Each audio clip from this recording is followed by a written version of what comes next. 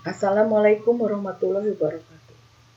Baiklah, pada kesempatan hari ini Ibu akan memberikan pelajaran bab pertama sebagai kelanjutan dari minggu kemarin, di mana kemarin kita masukkan ke WA, sekarang ke e-learning. Ya. Berjudul Pertumbuhan dan Perkembangan Tumbuhan. Pertumbuhan memiliki definisi pertambahan jumlah, ukuran, dalam hal ini massa dan volume sel yang bersifat irreversibel. Lalu, apa itu perkembangan? Perubahan yang menyertai pertumbuhan menuju tingkat kedewasaan. Ya, setelah itu, ini yang disebut dengan indikator pertumbuhan. Ada 1 dimensi, 2 dimensi, 3 dimensi. 3 tahap pertumbuhan, yaitu pertama pembelahan sel, pemanjangan sel, diferensiasi. Ya, terjadi pertambahan jumlah sel dengan cara pembelahan mitosis pada meristem apikal. Terjadi pembelahan sel yang ditandai dengan vakuola semakin membesar. Dan diferensiasi itu perubahan struktur dan fungsi jaringan. Yang paling penting adanya jaringan pelindung yang menyebabkan epidermis, jaringan dasar menyebabkan parenkim, jaringan penunjang, sklerenkim dan kolenkim, jaringan pembuluh, silem dan fluid. Kemudian kalau pembelahan contohnya mitosis ya.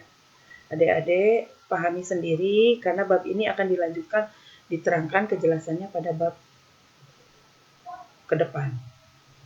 Kemudian pertumbuhan pada akar ini penting. Pada akar ada 3 zona. Zona pembelahan, zona pemanjangan, dan pematangan. Zona pembelahan di situ ada tudung akar, terjadi pembelahan, pemanjangan, pematangan. Pematangan itu ditandai dengan adanya rambut-rambut akar. Ya. Kemudian pertumbuhan pada ujung batang, adanya meristem yang dilindungi oleh primordium daun. Terdapat nodus tempat munculnya daun dan internodus. Ya. Kemudian ada 2 jenis meristem, apikal dan aksilar. Apikal yang tumbuh ke atas, aksilar ke samping atau percabangan. Ini gambarnya, tolong diperhatikan gambarnya sebab dalam tugas itu suka ada gambarkan ujung akar sebagai pusat pertumbuhan tanaman. Pertumbuhan sekunder itu ditandai dengan adanya pertumbuhan ke arah samping. Itu biasanya dilakukan oleh kambium, kambium fasikuler dan kambium interfasikuler. Ya, ini kambium aktivitas sekunder itu membentuk lingkaran tahun untuk menghitung umur tumbuhan. Ya, selanjutnya ini adik-adik diamati sendiri. Ya, ini juga sama diamati sendiri. Faktor yang mempengaruhi pertumbuhan ada eksternal, ada internal. Kalau eksternal itu dari luar, cahaya, ada suhu, ketersediaan air, unsur hara, dan pH. Internal itu ada 2, gen dan hormon. Hormon lah ini yang paling penting. Kurang lebih ada 6, auksin, giberelin, sitokinin, asam absisat, etilen, satu lagi asam traumalin. Ya. Ini untuk hormon auksin paling penting karena untuk perkembangan buah. Dominasi apikal, absisi, pembentukan akar adventif.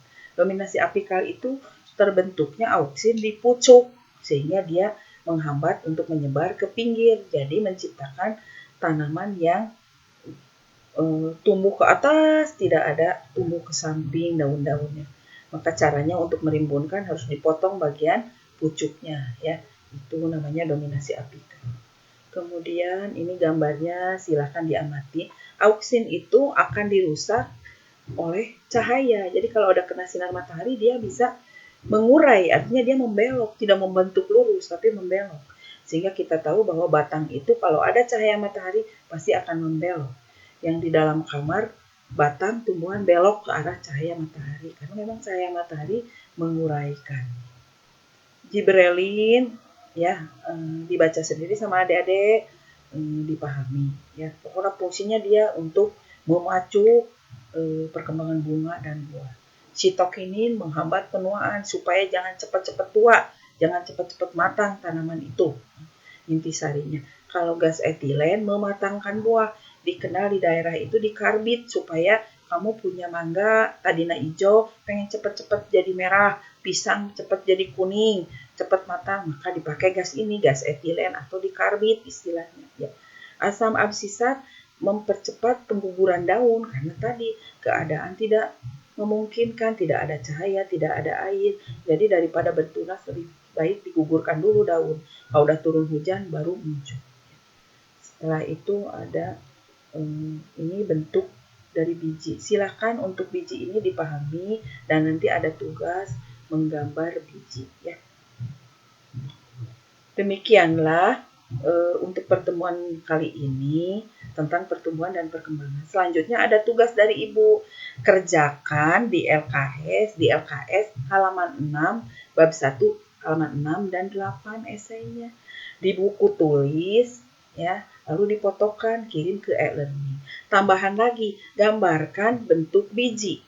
Monokotil contohnya jagung dan dikotil contohnya kacang hijau ya.